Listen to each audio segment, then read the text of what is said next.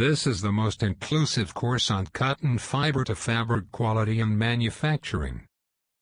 It reflects more than 30 years of experience by one of the top scientists and utmost experts in the field of cotton research and textiles. Please be aware that what you will see is only very small pieces of some parts of the course. This course is over 40 hours in total. As you will see, the course uses direct teaching by the speaker, slideshows and real videos of all processing from harvesting and ginning to spinning and weaving. The course comes with all videos and hard copy of slideshows. An e-copy of one of Dr. Elmogahzy books also come with the course. Again, these are only few clips. A complete course should be ordered via Amazon.com using the title, the author, and the code number of the course. The first part of this course is an introduction of critical concepts of fiber to yarn engineering and cost optimization. The second part deals with fiber characteristics such as fiber fineness, fiber length, fiber maturity, fiber strength, nets, and cotton stickiness. The third part deals with yarn characteristics such as yarn count, twist, strength, irregularity, and imperfections. All characteristics are discussed in the context of measurements and impacts on fabric quality. The fourth part deals with fiber processing, starting with harvesting and ginning and going into cotton mixing and blending. All stages of spinning preparation including opening and cleaning, carding, drawing, combing, and moving are covered in great details. Different types of spinning such as ring spinning, compact spinning, rotor open-end spinning and friction spinning. The course will also cover effects of yarn and fiber characteristics on textile fabrics.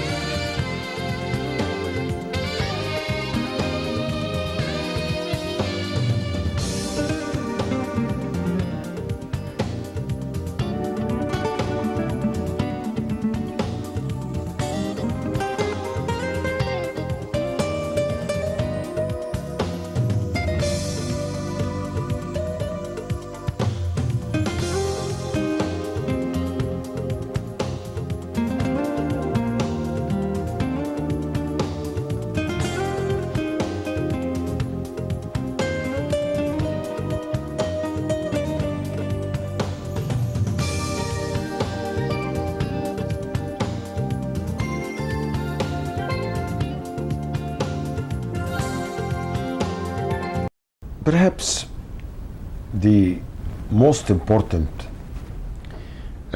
development in ring spinning that took place in recent years is the new concepts of spinning represented by the so-called compact spinning or condensed spinning. Recall what we said earlier on about the spinning triangle and about the fact that we have a fiber strand in the drafting zone, as you can see here, that is being condensed into a spinning triangle as a result of the spinning tension. We also mentioned that there is a difference between the width of the fiber strand in the spinning triangle and the width of the fibers in the fiber strand in the drafting zone.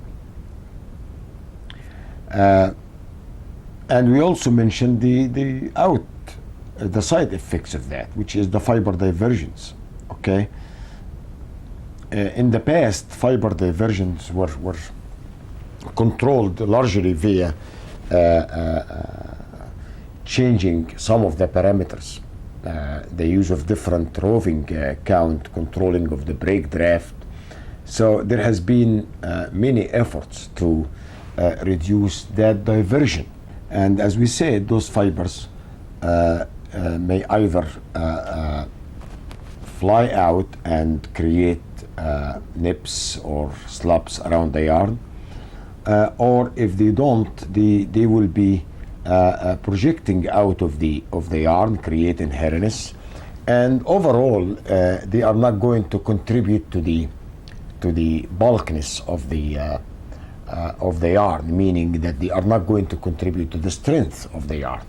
So if strength is concerned, those fibers coming out of the mainstream of the yarn represent problems. So we see a progressive reduction from the width of the fiber strand, the drifting zone, to the width of the fiber strand in the spinning triangle, finally to the width of the fiber strand in the yarn. How to overcome these diverse or these wild fibers going out of the mainstream? Well, in recent years, there has been a major development in this regard, regarding what to do about the spinning triangle. We mentioned earlier about controlling the waist fibers as a result of controlling the height of the spinning triangle. We mentioned the potential failure of the spinning triangle. So there are positive features and there are negative features associated with the spinning triangle. With the positive features, mainly the fiber migration and the cross-linking effect that we discussed early on. And the negative features, on the other hand, are the fiber divergence, fiber flying, fiber waste, as well as hairiness and lack of fiber effective contribution to the yarn. In 1999, ITMA in Paris, and all of a sudden, three companies, as if they have known what each company is producing, came up with three systems under the general name condensed or compact spinning. Prior to 1999, the compact spinning was commercially in existence in some limited fashion. Rieter began this whole thing through a joint research work with Dr. Ernest Ferrer, the developer and the inventor of friction spinning. If you recall in the overview, friction spinning principle is based on the use of a friction drum, where the fibers land on the friction drum. They are being condensed under air suction and rotated by the friction drum, creating the yarn.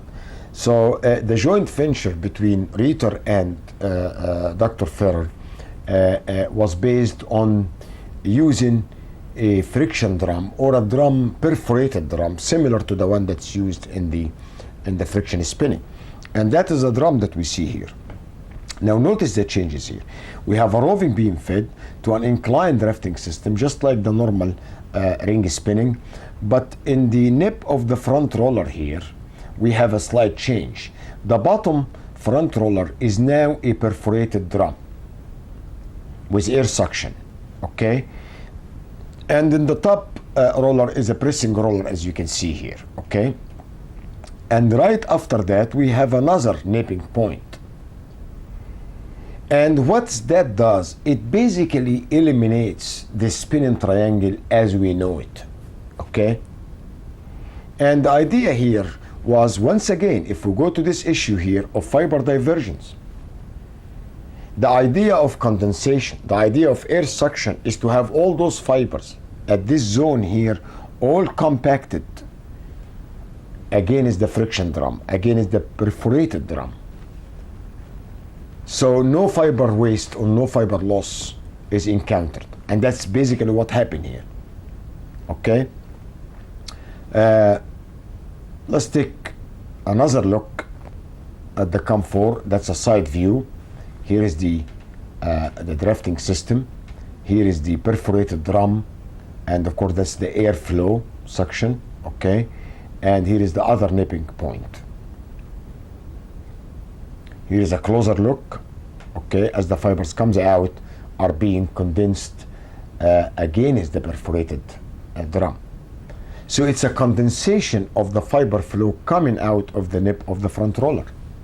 Here is another view of the conventional ring spinning, where the spinning triangle does exist, where too many fibers are coming out, diverging fibers, and as a result of that, here is how the yarn looks like. A lot of projecting fibers coming out of the body of the yarn and the hairs and all of that. As a result of the addition of the perforated drum and the two nipping point, which eliminates the spinning triangle, now we have a very much smaller spinning triangle and a great deal of condensation of the fibers against the perforated drum. And here is how the yarn looks like. It's a compacted yarn. It's a condensed yarn.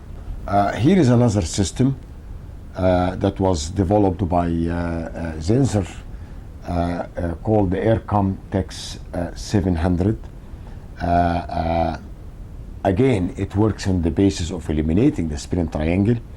And this system again uses a conventional 3-cylinder drafting system, but here the fibers emerging from these drafting systems are taken by an airflow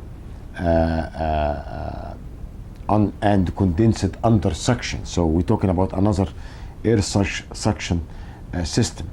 Here is where the air suction in the Zinser machine is. It's not a friction, it's not a perforated drum, but rather a different system, which is a belt-like system. Here is the Elite system, the Susan Elite. You can see that different companies only differ in the components used to condense the fibers and eliminate the spinning triangle, but the idea in all cases is an air suction. This is the Elite system. In the Elite system, and unlike the perforated drum that we've seen in the COM4, they're using a tabular profile subjected to negative pressure and closely embraced by a lattice apron, as you can see in this area here.